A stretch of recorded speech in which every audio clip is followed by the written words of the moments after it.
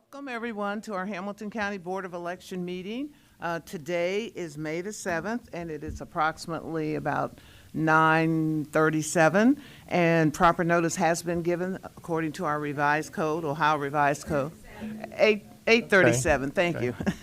Our revised code under the Ohio Revised Code 121.22.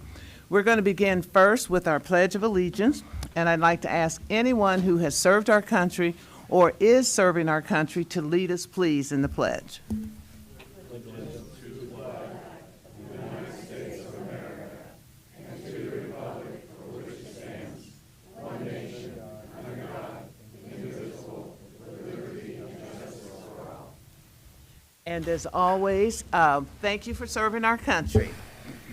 Would like to begin the meeting. We will be following our agenda as we per usually do.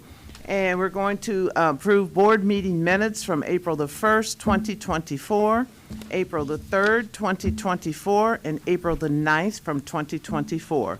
We've had an opportunity to review those minutes. Are there any changes to those minutes thus far, or any questions? I know the minutes were made available to the members electronically. At this point, I will move approval of all three sets of minutes. Second. Any more discussion? All those in favor? Aye. Anyone opposed? Anyone abstaining? And that motion carries. Next on our agenda is a certification of the independent candidate petitions for the November the 5th, 2024 presidential election. Ms. Poland. Yes, Madam Chair. There was one independent candidate that filed petitions, Leslie Gibbs, for Judge, Court of Common Pleas. Staff found those petitions to be sufficient and recommend certification. Move that we approve the independent candidate. Second. Any more discussion? All those in favor? Aye. Anyone opposed? Anyone abstaining? And that motion carries. Next is discussion of our March 19th, 2024 presidential primary anomaly report. Ms. Poland. Yes, the report is in the board's packet. We had 7 voters who cast 2 ballots in the March primary election. Only 1 ballot for each voter was counted in the election, but per direction from the board, the deputy director and I reached out to those 7 voters, with the exception of 1, that's voter number 5. We did not contact that voter because the poll workers did a really good job in documenting what happened. That voter had cast his ballot, and after scanning the ballot, he was concerned that he had chosen the wrong party ballot, and so he insisted on receiving another ballot. The poll workers acted accordingly, issued him another ballot provisionally. So that provisional ballot was not counted, and our records show that the voter, in fact, did receive the correct party ballot with the first ballot he was issued. The other 5 voters, either the deputy director or myself, was able to reach.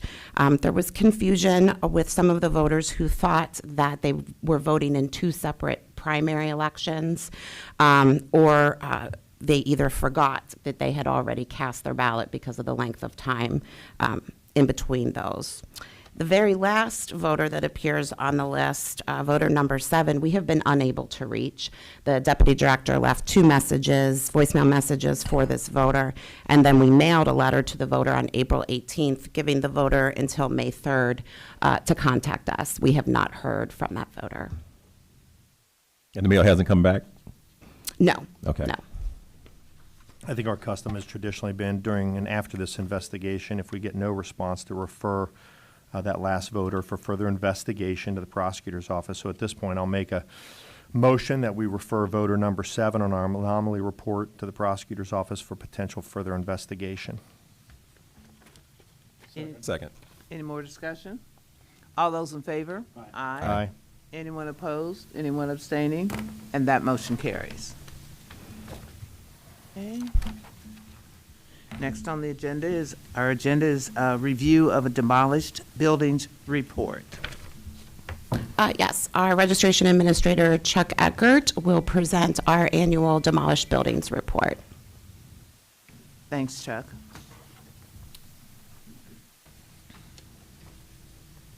Good morning. Good morning. Morning, Chuck.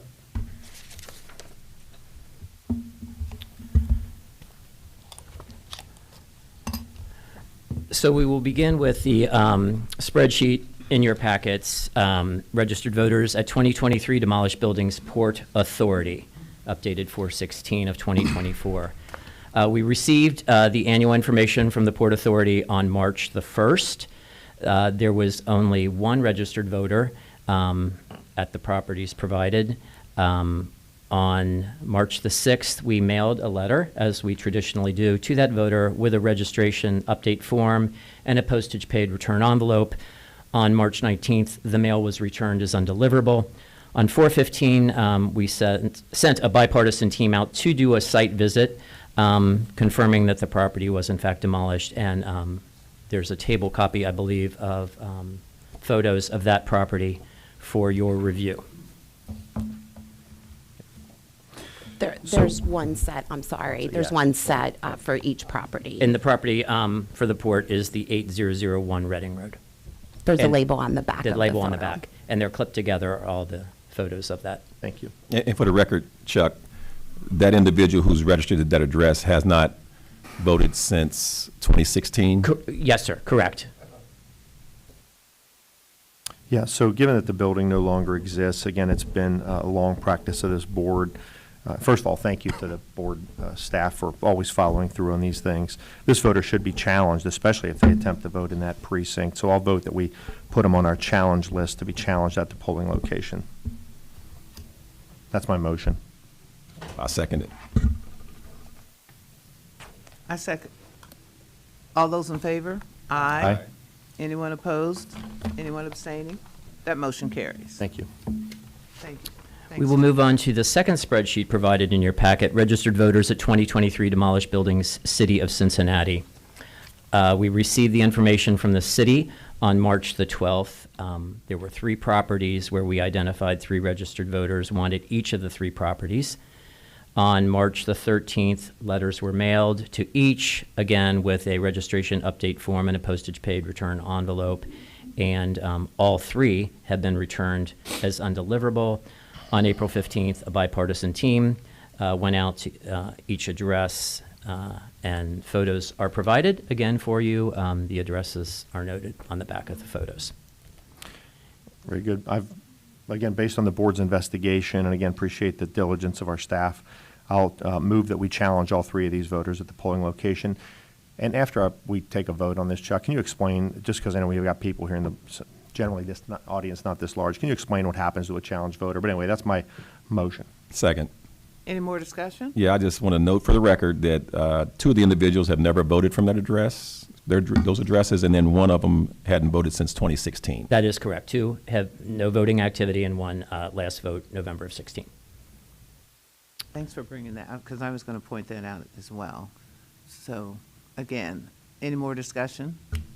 All those in favor? Aye. Anyone opposed? Anyone abstaining? That motion carries. Again, Chuck, can you tell us what happens when a Yes, voter sir. is challenged if they're, once they make our list? A challenge is placed on the voter's record. It is indicated in the e-poll book when the voter appears to vote that they are challenged, with instructions to contact either me or the 2 registration supervisors, and we explain the challenge process to them over the phone.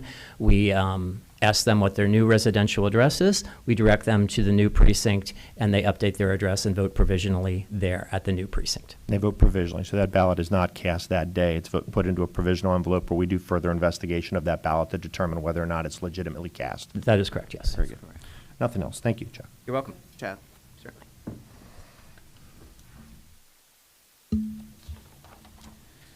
Next on our agenda is discussion and approval of precinct realignments. Ms. Poland?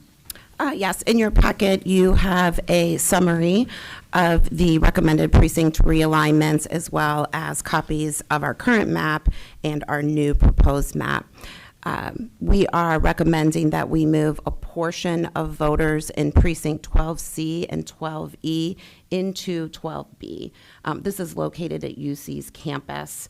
It is a small number of voters, 122 voters from 12C and 57 voters from 12E. It still keeps our number of active registered voters well below the state maximum number.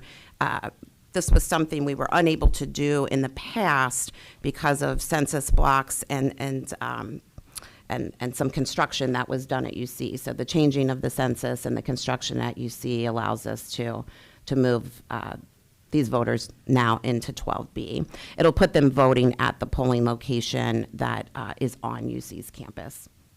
And notification has been sent to those individuals? Based upon your approval, so if, They will once be. the board, yes, then a notice will be sent to those voters. Yeah. Any comments from anyone who may have already been aware of what we're doing or looking at before today?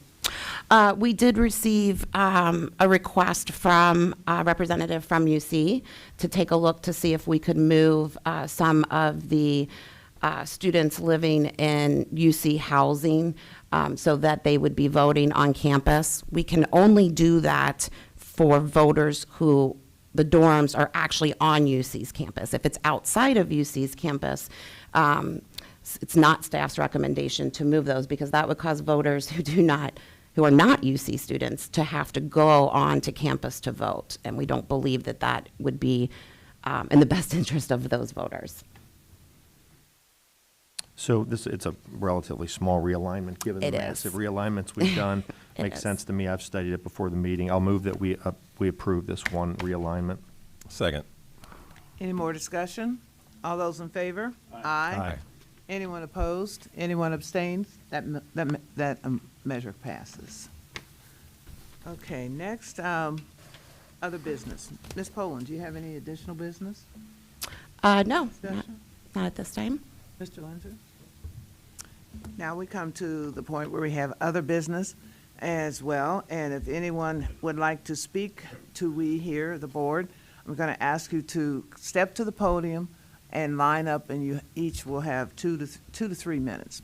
And if you can also share with us your name and your address and et cetera. Thank you.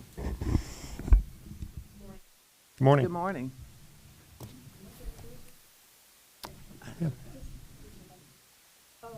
Push the button. Okay, there we go. There we go. Good morning. My name is Ina Lofspring. I live at 2966 Erie Avenue, and I am a Republican precinct executive and a ward chairman for Cincinnati 4.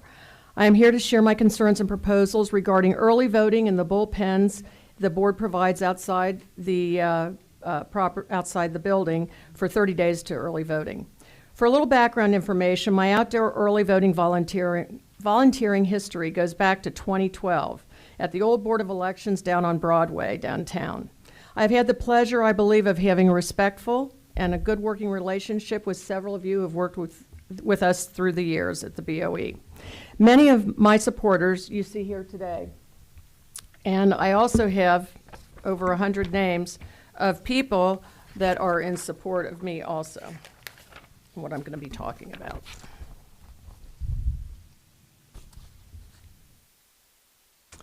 I want to begin by saying that since 2012, and with the move to Norwood, the board has made many positive strides to improve the early voting scene.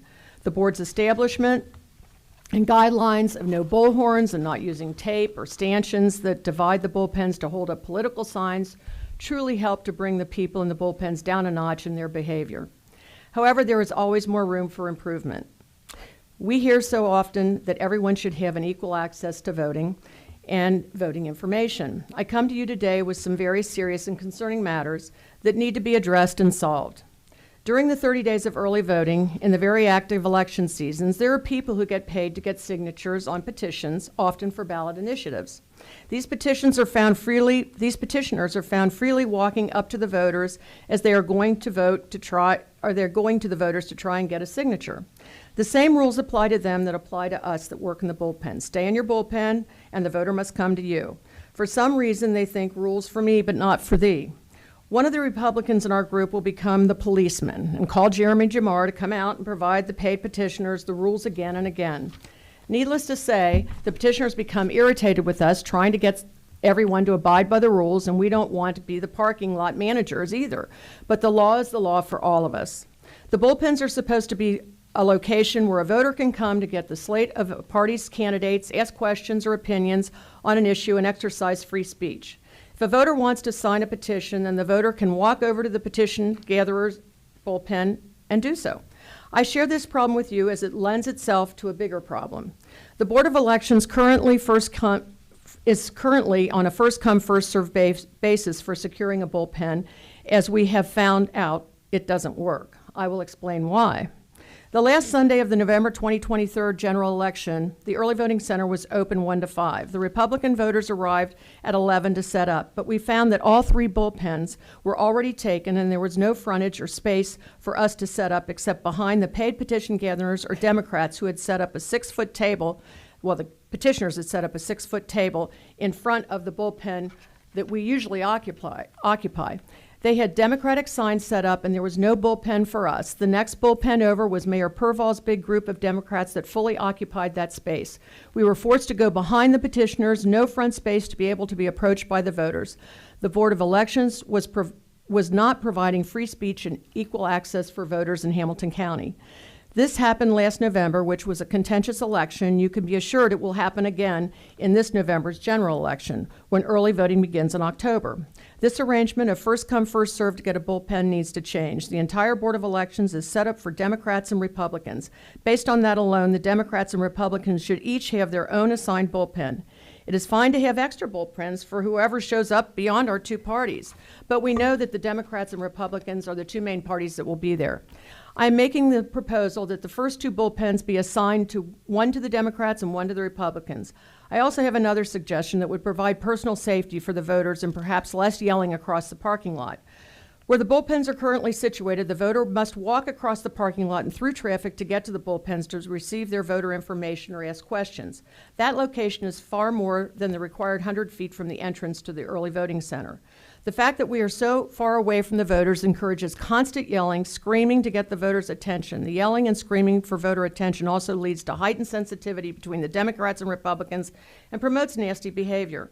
I have a suggestion to solve that issue. If you measure down the sidewalk 100 feet from one of the entrances to the early voting center and 8 to 10 feet off the sidewalk and set up 2 or 3 bullpens there, the volunteers would be closer to the voters so they would not have to yell for attention. A few steps off the sidewalk and the voter gets their information if they want it. Then the voter doesn't have to take their life in their hands walking across the parking lot as it is currently set up. One final problem to address. During the 30 days in August and November of early voting, when a voter approached me to ask questions, this one woman, we'll call her Carol, would continually talk over me while I tried to have a conversation with a voter that had approached me. Carol would call me a liar in front of the voter and say that I was being paid. I've never taken a dime being a volunteer. Carol would not stop talking over me. It was so bad that the voter would ask her to be quiet, and she would not, so the voter walked away. This happened far too many times and was a constant occurrence. This kind of behavior should not be allowed to happen continually from the same person. And if I have a chance, I'll read some things that people sent to me. There needs to be more civility between the 2 bullpens. I would like to think that it is not too much to ask. However, if there are repeat offenders, it seems to me 3 strikes and you're out. If the bullpens were moved closer to the building, as I suggested above, you could have a camera and the offenders interrupting a volunteer while they are talking with a voter could be identified. One more thing is desperately needed for outside early voting area to support the suggestions above. We need a Democrat and Republican representative to help manage the area daily in the parking lot. That would help with the civility. I am appealing to this board to make the necessary changes that I have brought to your attention that is equally lawful, fair, and reasonable to all those trying to participate. Thank you to the board of directors, as well as Sherry, Alex, and all those for you for the opportunity to speak. We must work to solve these free speech and intimidation problems before October 24. Do you have any questions? I have none. What's the next move to solve these problems? I'd like to hear from anyone else that has comments as well, and if you line up and then say. Do I have a couple minutes left? Because I have comments from other people that can't be here. I'd like to hear from someone else, see what they have to say, please. These And are I'd other also people. I'd also like a copy of your suggestions. Sure, I've got Thank those. you. Madam Chair, I do have one question on it. You mentioned that these suggestions are lawful. Do you have a legal opinion that supports that? Just curious. Well, you're supposed to have free and No, I understand. No, you referred to it being lawful, and it may be. I'm just curious if you have any supporting documentation. There will be somebody addressing that Okay, next. good, cool, Okay. thanks. Yeah. Thank you. Is there anyone else? And if so, could you line up and step to the podium, please, and follow the directions as we. Job, Ina. Thank you, Ina. My name is Jim Kiefer. I live at 660 Overlook Avenue in West Price Hill. I'm a ward chair in 25I, and I am here in the benefit of Ina, but I wanted to bring up a suggestion to the board, not concerning what she had said. As a truck commander, I do drive ballots to my location, and they do pick up. Sorry about the hoarseness in my throat. I would like to suggest to the board that we cut back an hour on just the Saturdays. Right now, it's currently 9 to 1 o'clock, and we do have usually, and I'm not just talking about myself, I've talked to the other truck commanders and people in this, we usually have people abuse this privilege by stating and coming at 5 till 1. We do make phone calls starting at 11 o'clock, and I personally have talked to these people, and they always say, well, we'll get there when we can, and I can hear a TV in the background. That's their prerogative. That's what is set up. Tuesday night is fine. The other people have always agreed that those hours are terrific, but I would like the board to consider cutting it back to noon on Saturday. I don't think it's going to make a difference to anyone except people like myself, because it just cuts into our time, much less their time. And I just don't see any difference in an hour is going to cost them in their lives. That's it. Thank you. Thank you, Mr. Kiefer.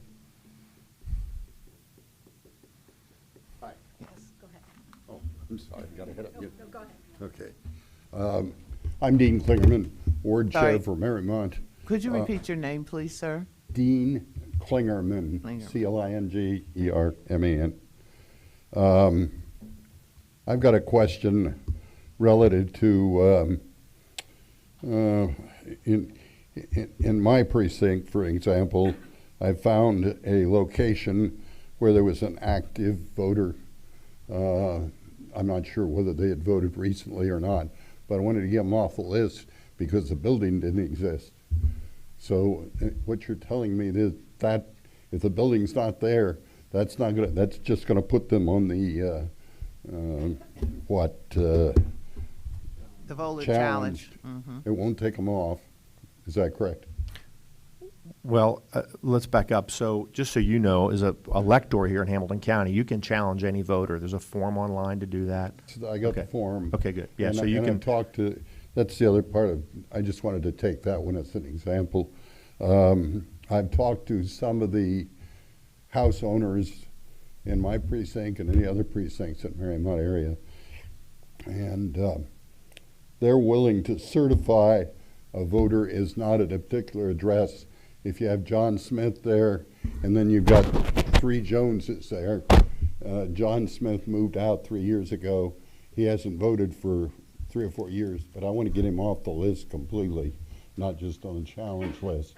Is that possible? If, it is possible if you fill out the form, and there's a process that we follow, and that would then be investigated and explored and then brought to our attention, and we will make a decision from there. Yeah, no, I've read the state law on that. What I'm looking for is particularly the example where I have a certification. I can notarize if that's necessary. Should it be notarized?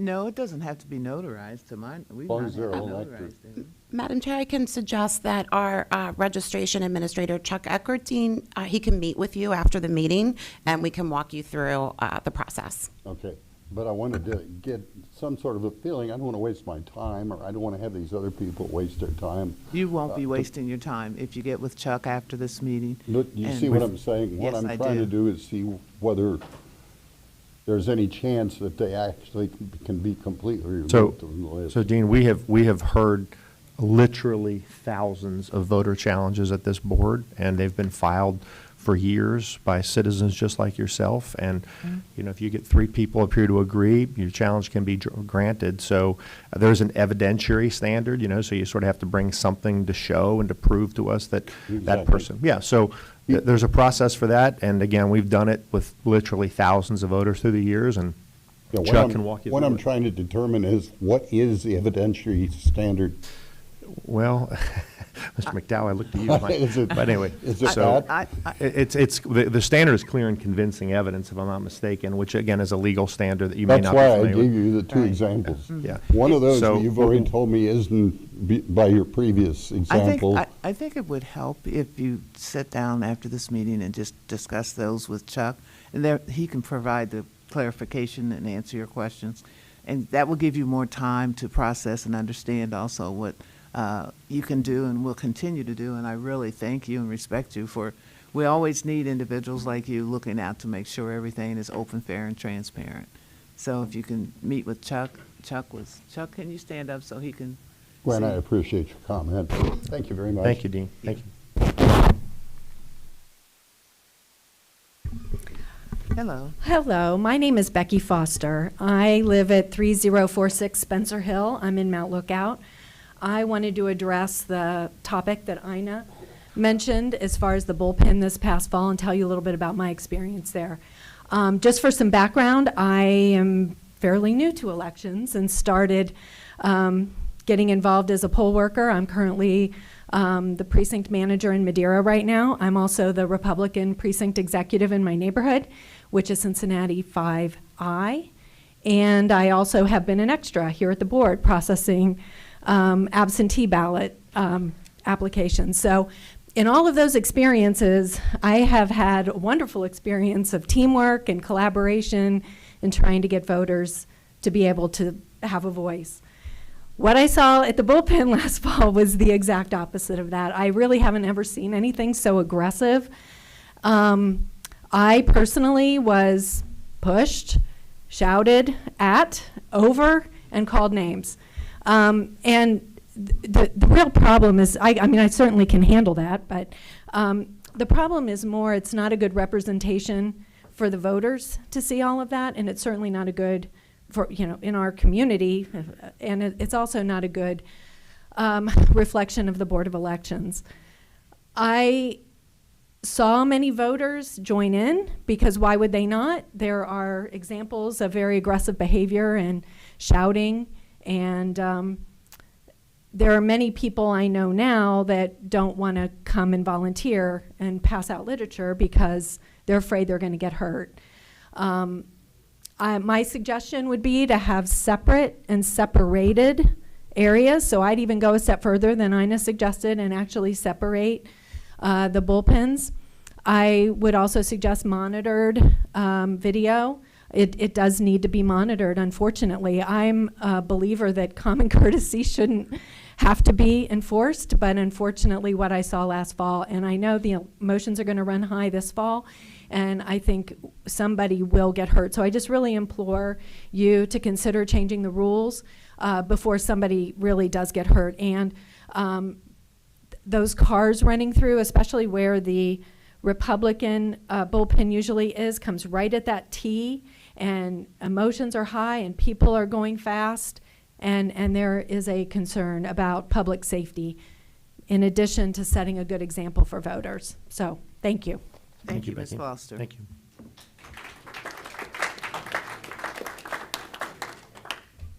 Can you hear me okay? Yes. I've never been here here before. Can you share with us your name, please? Oh, yes, my name is Jackie Kuykendall. Jackie, what? Say your last name again. Kuykendall. Okay. Would you thank like me to spell it? No, that's okay. I'll try to hold on to it. So I haven't prepared anything, but I'm here in support of Ina, and I was thinking, what can I add to what was said? So since 2020, I was frequently working in the bullpen with Ina. I do want to say I'm a bridge builder in politics and in my life daily, and often would speak with the people in the Democrat side. When they played gospel music, often would dance with them.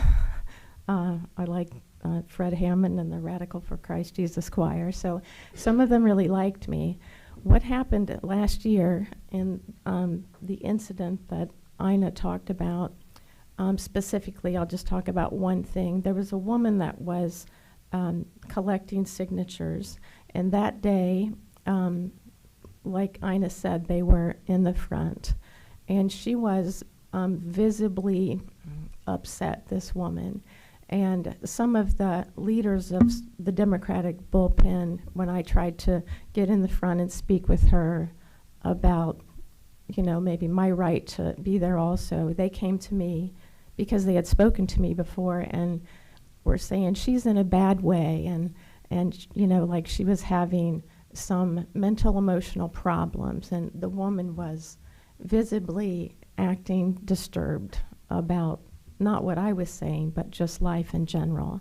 So I don't want to keep going on, but the woman before me spoke, and I had about this, and I wanted to also say that it looks bad to the voters when they come here and they don't see civility, and I'm all for building civil discourse, and so I guess that's all I have to say, but I agree with the points that Ina brought up for the reasons that I just said.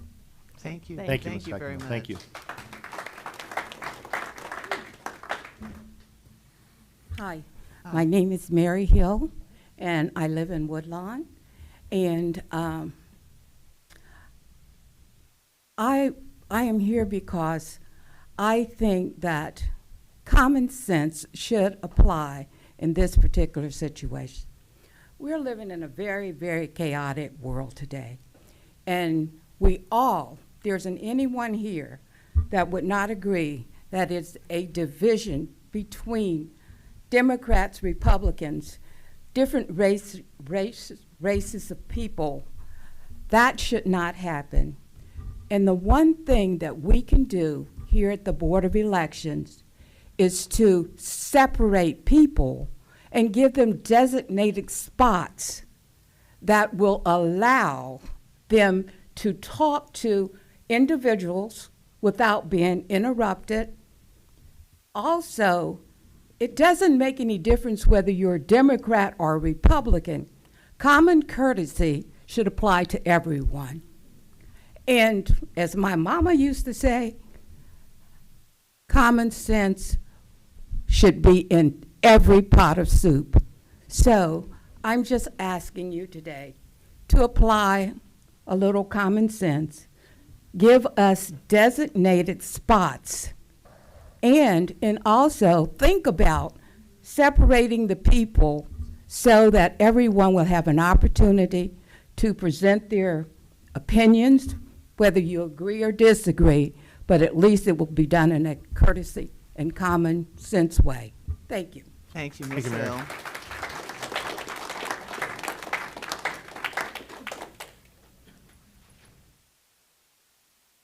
Good morning. Good morning. Morning. My name's Christine Rule. I live out in Miami Township, and I am part of Ina's Army. That's those of us who actually care about what happens with the voting system. And what has happened in November, I've been down there for 3 cycles, even in August when we stood out there in the heat and the blacktop was sticking to the bottom of our shoes. I don't understand the other side of the football who decides that, you know what, we can be anywhere we want to be. Nobody can tell us what we can do and can't do, where we can be and not be. Totally throwing out any protocol that has happened before. That day when the mayor was having his rally, they ended up with, over on the other side, I guess they can play music as loud as they want. That's okay too. The parade that went through at some point, big buses and honking horns, and it was a very coordinated and well executed production that day. But the other part is, I wish we would have been that well executed. So the part is, yes, they decided they were going to take over. The people that come and collect signatures, they feel they don't have to abide by any rules or regulations either. And so it just became so chaotic. It was a zoo. This is just me speaking. Myself, I think that control was lost by those who should have maintained control. They didn't. The situation that Jackie was talking about, yeah, she lost it. And it was blamed on us for her, whatever it was she was going through. And it just needs to be someone, I think maybe a space is good. But the other thing that I'd like to bring up is, you know, coming into November, we're going to have another presidential candidate, Robert F. Kennedy Jr., and he's going to have his people too. So perhaps we need to do another bay, which would be a good idea.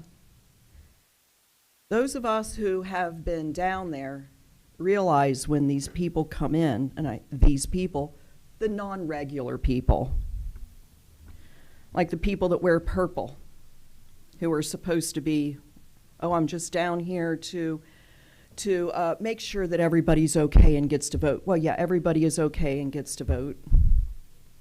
And so anyway, I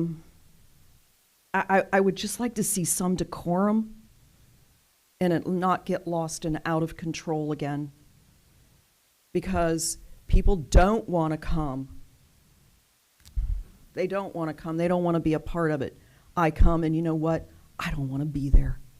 I come for Ina, and I come because this is how our election system is set up at this point. But if we can make it smoother with your help, that would be great. Anyway, thank you for your time. Thank you, Ms. Thank Rule. you. Thank you, Ms. Rule.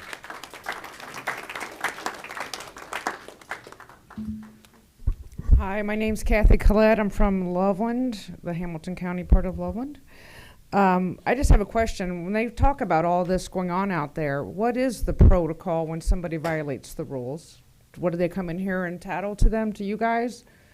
I'm just not, like, what is the repercussions for these people? I'm going to have Sherry, Ms. Poland, and Mr. Linzer discuss and share with you all the plans that we have and how we work with individuals who are signing the petitions or wanting signatures for the petitions, how the process works in general, and then hopefully that will help clarify some of your questions as well. Ms. Poland?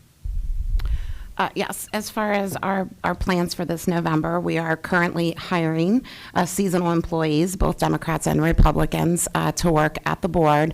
It is our plan to have bipartisan election officials outside of the early vote center during the entire early voting period. They're visible with blue safety vets that have the Board of Elections logo on the back. Many of you that have been here have seen them before. What we did in 2020 and what we plan on doing this November is to have those staff members outside to monitor the line and direct the line, because we know we will have a line outside of the building during that time, as well as to enforce the campaigning rules that are in place. And then, of course, we also have plans to have law enforcement here, mainly to direct traffic, but they're also available to support the election officials in enforcing those laws during this time frame. And I think one example of somebody who violated the law, the election rules, was someone who was using a bullhorn. And we did give him several warnings to leave, the deputy director and I, to stop using the bullhorn. And if he refrained, he would have to leave the premises. We ended up having to get law enforcement assistance in that situation, and he was charged with criminal trespassing and convicted. All right, thank you. Lancer? Did you have any other comments?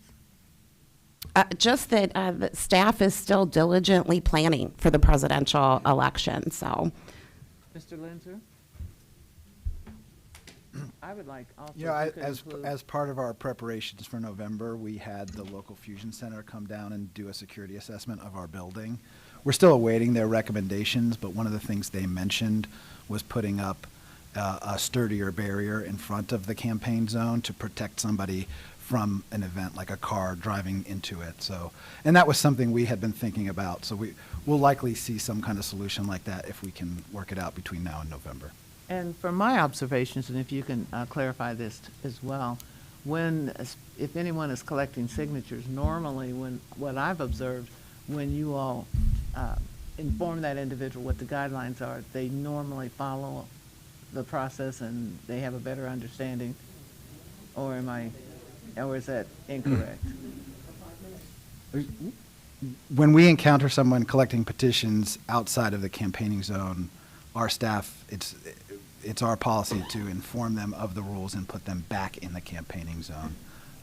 So if someone is repeatedly violating that, then our staff will escalate to different levels of supervision. Eventually, the director and I will get involved, and if someone refuses to follow the rules and refuses our commands, then the only option we really have at that point is law enforcement. And we do not hesitate with that, as Ms. Poland shared as well. The individual with the bullhorn was given proper warning, and if that person continues to resist and desist, then we take it further and have an officer arrest that person, and he was arrested right in front of everybody else to show that we were not playing, we were serious about what we were concerned about, and it's always about the safety, public safety, and giving our voters the opportunity to feel like they're coming into an environment where they're safe. That's the most important thing. Yes. Thank you, Madam Chairman. Kurt Hartman from Anderson Township. Just wanted to address a few things, and as all the board members know, I am an attorney who practices in the First Amendment area. First off, let me say I recognize and appreciate that the priority of the Board of Elections and its staff on election and during early voting is what's occurring inside, the conducting of the election, the casting of the ballots, and that security, and that should be first and foremost. However, I think the board needs to appreciate that its property, and this being the entire property and the facilities during that early voting, is a public forum. That is under the control of the board, and that the board itself has certain responsibilities to those who come to its property, and that's the safety and security. And when you heard what Ina has discussed, part of the issue is this trying to seize what you guys call the campaigns areas, the bullpens. Firstly, I would say I find that very constitutionally suspect, whether or not you can pigeonhole people into a certain area. It reminds me of the University of Cincinnati that had a free speech zone in the McMillan Commons, where people could go to a certain area and engage in free speech on the UC campus. And Judge Tim Black of the Federal District Court struck that down as unconstitutional. So I think you need to, maybe revisit your bullpen policy in and of itself. I understand the purpose, I understand the desire is, but as you've heard, what is happening now is the Democrats, with all due respect, with a lot more people, are seizing these areas and excluding other people from engaging in First Amendment speech. And it's dissuading people from engaging in First Amendment speech.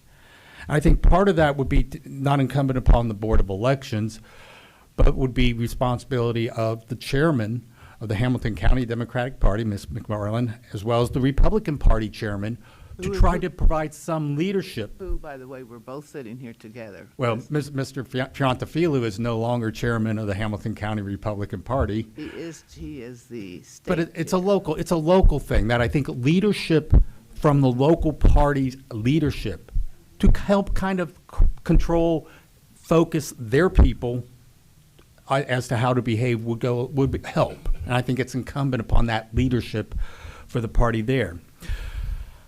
Yeah, but if you are going to pigeonhole people into these bullpens, I have always found that your locations are not conducive to free speech. You got people shouting, and then as people try to come to one bullpen or the other, especially, and I've seen it where people generally try to go to the Republican bullpen. You got Democrat operatives shouting them, trying to interfere. That's not free speech. That's intimidation. And the mechanism and how you guys have set up this bullpen system has helped perpetuate that. I think Ina's suggestion in terms of trying to have designated bullpen areas probably closer to the voters is more conducive. I think you can, consistent with the First Amendment, designate or allow people to reserve one bullpen and have, if you have multiple bullpens, somewhat separated but all equal access. That can be consistent. Consider a parade on a public road. That's a traditional public forum. People can reserve a parade, and there's no problems with that. It's kind of that same concept. You know, I think so long as you provide fair and equal opportunities for all those who wish to engage in that type of speech, you do it that way. And again, I think the leadership has to come partially from the party officials, but also the board as well, because that is your property. It is open for public discussion. You have to provide for the security of those people as well. So if the board has any questions, I know. I do. Okay, Yeah. Mr. And Kurt, really appreciate you being here. Former Judge Hartman, especially. I know you're very thoughtful on these constitutional issues, and of course, you zeroed in on the main concerns, at least from this side of the equation, on, you called it constitutionally suspect. Those words have lingered around this building for years, and I know you've used them in relation to what's happened here. Frankly, lawyers on the other side, including the former chairman of the Democratic Party statewide, and I once, much like all of you, locked horns in a negative way with someone, of a different political persuasion. It's been ugly out there. I know it. I've witnessed it. It's a continuing problem. Where I begin to get concerned is whether or not additional restrictions based on party affiliation get us even into more constitutionally suspect territory. And I'm not prejudging this question, but the fact of the matter is, we have operated in this fashion for years, knowing that one day we may be challenged, and ultimately a federal judge will mandate to us what the Constitution says about your ability to campaign on the property. And while I've got the floor, I'm probably guessing I'm the only one here who's been to almost every major city's Board of Elections during the election season. I have, over the last year and a half, been to Lucas County, a total free-for-all, sheer madness. Franklin County, God bless them, there's no bullpen. You get out of your car, you get accosted. It's 4 or 5 to 1, frankly, of the other party.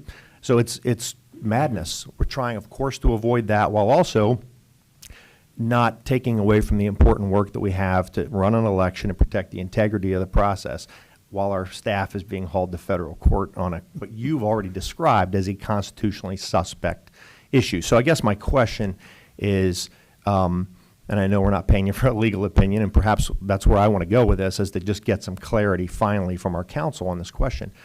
But are you concerned at all that assigning by party specifically, and then requiring us to police by party affiliation? How do we even know? No, I agree with you. How do we even know who is who and who's, you and I know that party affiliation changes, so suddenly, in addition to the bullpen, we're now additionally making a judgment about who's allowed to stand where within what you already described as a constitutionally suspect area. That's my question. No, and I agree with you. Yeah, you don't want to try to foreclose one constitutional problem by opening another issue, and it's an excellent question there. Just from a visceral or gut reaction in terms of that, I think along the lines, kind of the equation that, we've seen it in public parks where, one group has a protest, be it BLM, be it the KKK, and then you have your counter protest, all occurring within a public park, a traditional public forum, which is afforded the greatest and highest protection. Yet they're able to legitimately, I think constitutionally, keep the groups separated. That's your protest area, that's your counter protest area. And again, having not done the full research in terms of that avenue, I think that kind of concept may provide the board support in order to do that. I.e., do you have a designated party official who is responsible for that bullpen? You have a designated party official responsible for a different bullpen, and that they're the kind of the self-policing of their own bullpen. Now, again, what happens when you have an interloper come in and all that? Yes, I know. And that becomes the board's responsibility? Does that become law enforcement's responsibility? Yeah, again, those are potential issues there. I see that. Plus, when you have a third party or a nonpartisan person, do you have that? Again, just playing No, off the I- example, I mean, if someone shows up one day, with a, Joe Biden T-shirt, and the next day in a Trump T-shirt, do they just get the pick? How do we even begin to No, police and it How do shouldn't we be the even- role of the board to Right. try to play policeman in that Check their position. voter affiliation, what if they skipped a primary? I mean, all these, we have an open registration process in Ohio. Again, this policing mechanism that this solution would put upon the board is what has for years challenged us. And I'm not prejudging the question, but I'm asking, again, I know you're thoughtful on these issues. No, and I agree with you. And it really shouldn't be the board's role to try to be out there. You're trying to run an election inside the building and not worry about what's happening outside, though you cannot ignore what's happening outside.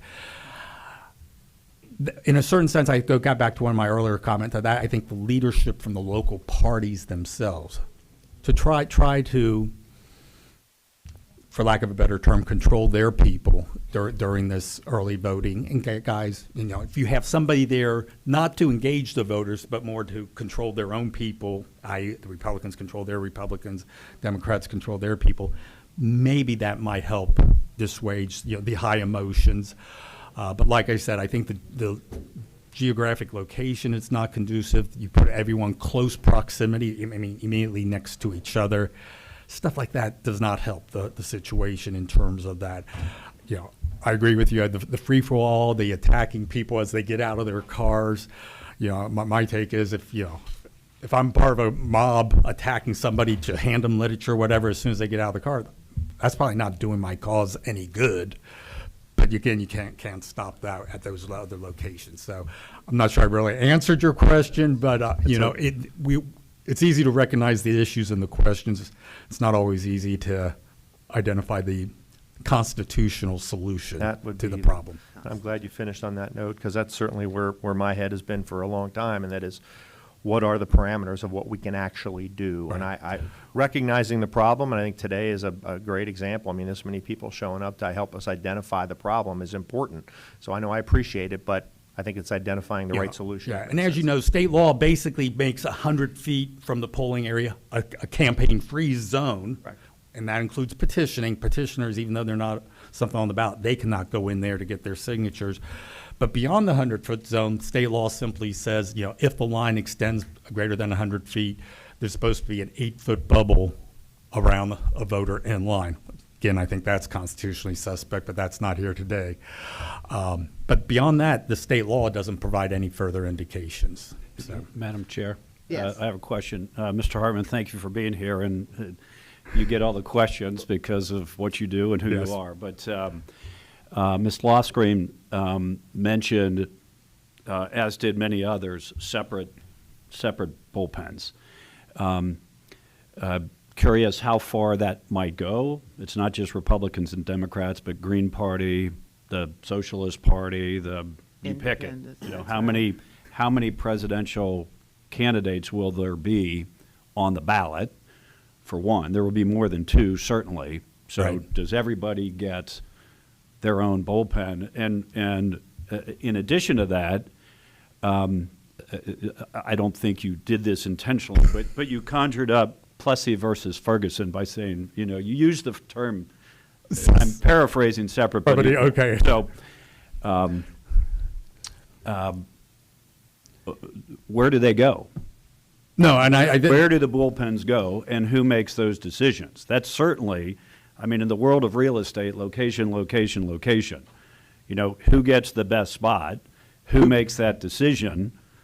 who gets it right before that 100-foot? Who gets a little farther from 100? Exactly. These are just, not you specifically, but these conjure up all sorts of interesting questions. You'll have your chance. Let me talk to him. So, again, you've thought about these things over the years. I'm just curious about your thoughts relative to situations like this. And I don't think we've even scratched the surface yet about what else. From my legal perspective, it's 100 feet out, it's a campaign area, with the exception of the 8-foot moving bubble around people. Yeah, I've never liked the bullpens. Like I said, I've always found them constitutionally suspect.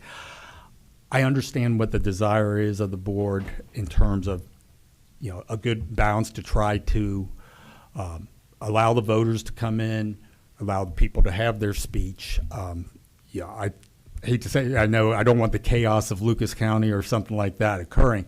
I think that's got to be the foundation. And is there something you can build upon that to try to help not control, but moderate, the engagement, give everybody a fair opportunity to engage in the speech with the prospective voter, et cetera.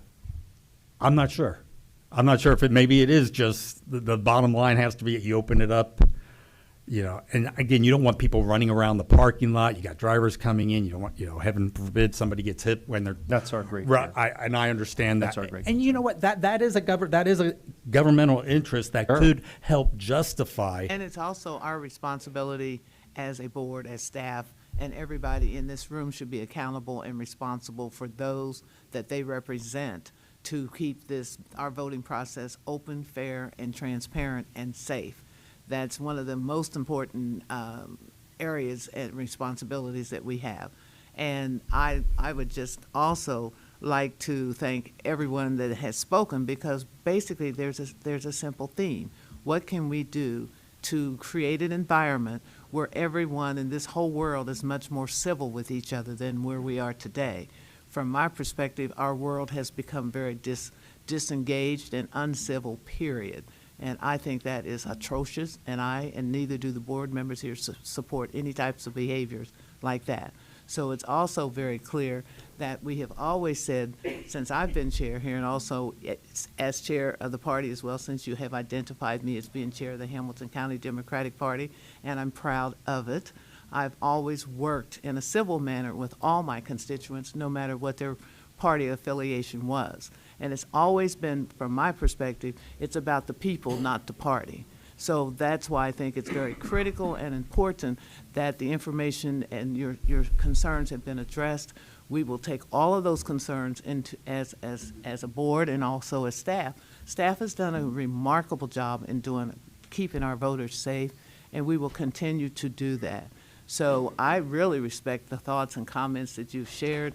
We will continue to take that into consideration to the best of our ability and continue as the Hamilton County Board of Election to keep our voting and our voters safe and respectful, and also helping them to walk through this line when it's for early voting or even outside in the community at their polling areas. Safe, respectful, and civil. I heard the word civility frequently. I use the word, and I don't use it. I preach it and I walk it as well. So from my perspective, from both parties or all three parties or however many parties there's going to be, we must be respectful of each other. And if we in this room can set by example, perhaps we can lower that incivility and increase the respect and rights to speak, freedom of speech with all of our constituents.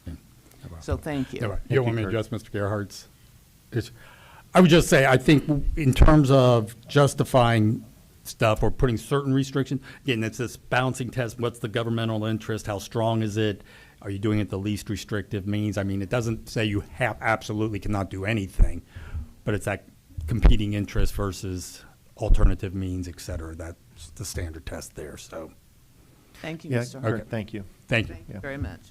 And we will yes, sir? You guys. Go ahead. Go ahead. Hi, I'm Dan Salcedo. I'm a background precinct executive in Anderson F. and Republican. And I just want to, especially after this discussion by Kurt, put us back on track in an area around what Ina and this lady over here made a great idea, which is we have to be thinking about open, fair, transparent, safe as we approach this. And what I'm afraid is we're going to step back and have the board say, well, because of this constitutional suspect, we're going to defer and we have an election in November. We can go to the Supreme Court here in Ohio and ask the question. Lucas County, I've never been there, but it sounds like you have, and it doesn't work. I'm sure a lot of other counties, things don't work, but let's make things work here in Hamilton County and have this board exercise common sense, do the right thing, do the open, transparent, what was the other one? Transparent. Safe, and Safe, whatever. yeah, civil. Civil. Let's do Yes. that in November. And let me tell you why. Because if we think about first come, first serve, if Alex is the stanchion on the corner where the cars come through, what are you, 7, 8 feet from me? Okay? And I'm walking with a cup of coffee at 7 or so in the morning before the polls open to get a spot here, because it is first come, first serve, and there's no one there. And I'm walking along like this, but from this fellow on the end, legal counsel, plus 10 feet, someone holding what do you call it, lawn chair, comes barreling across, how many feet would that be? 20, 30? To dive under the stanchion, I'm on the correct side of the stanchion, to push me, throwing coffee and burning my face. That open, transparent, safe? No. And that's the current board position, is first come, first serve. We can't do that. I suffered burns, and it was the wrong way to work, okay? So I'm here absolutely telling you, we can't do that anymore. We need to be thinking about these designated areas. If we have 2 parties, 3 parties, 4 parties on the main ticket, then that probably gives you an idea of how many spaces we need at minimum. So if there's a Republican, Democrat, Robert F. Kennedy, and another independent, then maybe there are 4. And if you want to worry about who gets the best spot, boy, the Ohio lottery figures it out. They put the 4 numbers in a bowl, pull one out. You guys could do it here at in front of the public, and see who gets the first, second, third, or fourth bullpen. But let's get this common sense. Let's not defer for constitutional suspect reasons. Oh, we'll not do anything this time around. We have to do it, because I will be there. I will be working respectfully and civilly in the Republican bullpen. I'm not going to run anymore to go pick up a spot because some lady's running 30 feet across the parking lot to dive under a stanchion. It's on film, so you can see it. And we got to get away from that kind of craziness. That madness that happens in Lucas County happened here last year, and I was the victim of it. That's it. Thank you very much. Dan. Thank you. Hello, my name is Jen Giroux I'm from Simmons Township. This is just a broader issue I just wanted to add in before we close.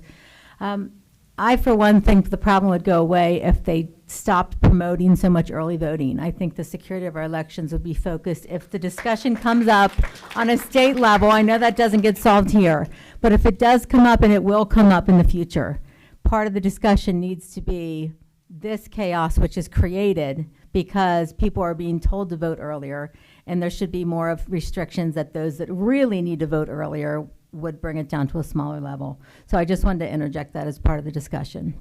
Thank Thank you. you, Jen. Yes, sir.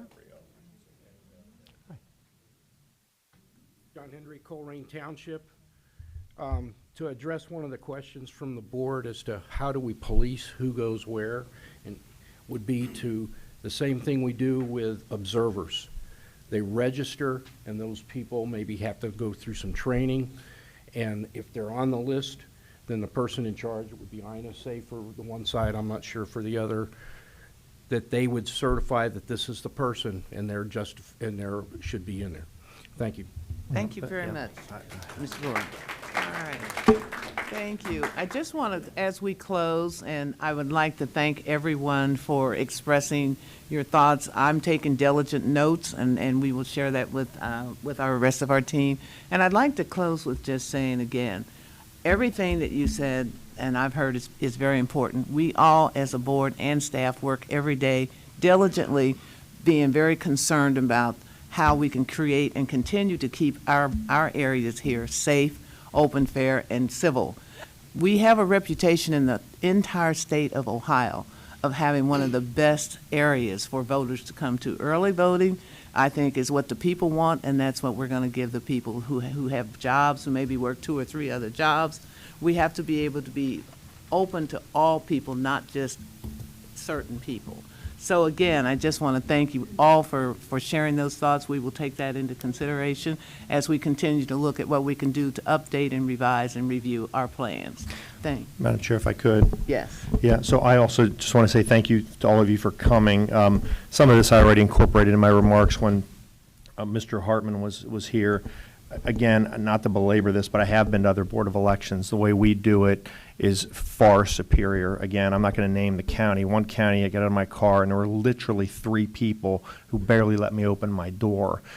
People milling around the parking lot, concerns people were going to be hit, because they opted for, with all respect, Kurt, your view, which is 100 feet, and that's it, free for all in the parking lot. The bullpen concept is a concept that we have implemented here, and it has largely worked. You guys have some bad experiences, but if you can benchmark us to other boards of elections in other busy urban counties, we have at least kept a lid mostly on some of the madness that affects people's ability to get to the polls and cast a ballot. That's our number one obligation in this organization, is that cast the votes and count them with integrity. That's what our staff should be focused on. So policing some of this becomes difficult. All that to say that this question of how we solve it, I think, needs a final response.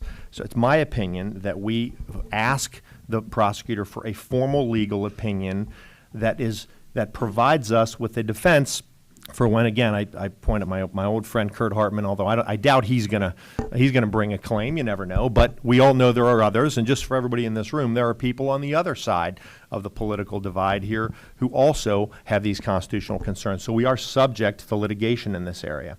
So I would like to ask, and I'd like board support for asking once and for all our prosecutor to tell us what can we do, and a specific question as to whether or not we can designate particular spots. Because, look, I mean, with all respect to the people that sort of want us to think about these constitutional considerations maybe as less significant and to go the common sense route, my oath and obligation and our oath and obligation is to support and defend the Constitution. I take that very seriously. Your First Amendment rights are paramount. They're first for a reason. So we want to be mindful and balance all of those things, including the safety of the community, the safety of our campaigners. So I would like to get a legal opinion on this, a formal written legal opinion that, of course, is shared with his board about how and what we can do in this critical election cycle. So I don't know if I need a motion. I'll make it a motion that we ask for and receive a formal legal opinion. That's my motion. I have a suggestion. There's a motion on the table. Yes. I would like to add that make sure it's open, fair, and biased, and it's not one party's involved in the decision, that both parties are involved. From my perspective, if we can work together, if it's only one party that's making the decisions, I have a problem with that. But I think both parties have to come to the table. When we talk about civility, it's civility all the way to the prosecutor's office as well, as you've outlined. I've made my motion. Second? I second it. Thank you. Any more discussion? All those in favor? Aye. Anyone opposed? Anyone abstaining? And that motion carries with my suggestions as well. Thank you. Absolutely. I'd like to, again, entertain them. We, right at this particular point, I'm sorry, you've had an opportunity to speak. We've listened very closely to what you said. I did request that you give us a copy of what you had, so if you can give that to us, I appreciate that. I'd like to entertain a motion to adjourn. So moved. Second. Any more discussion? All those in favor? Aye. Anyone opposed? None but the devil. Thank you very much.